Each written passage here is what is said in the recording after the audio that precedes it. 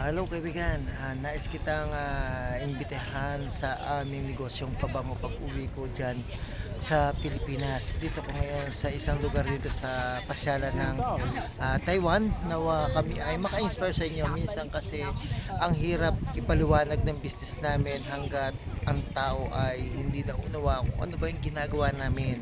Dito kaya kami ay patuloy na nang-i-inspire sa inyo para kayo ay mashiran ng magandang idea paano natin gagawin ang perfume business dyan sa Pilipinas. Hindi lang to pang Pilipinas, internationally na rin ang Labin World kasi may mga leader na rin ako rito sa Taiwan na nagsisimula silang ipakilala yung ating produktong Labin World.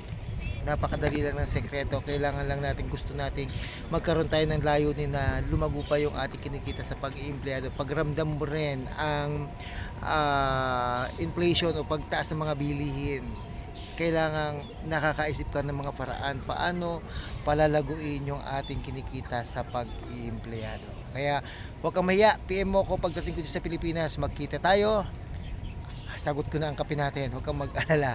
Ganyan lang naman, kinakailangan build ng tiwala lang sa isa't isa para tayo ay parehas kumita. Maraming salamat, kaibigan.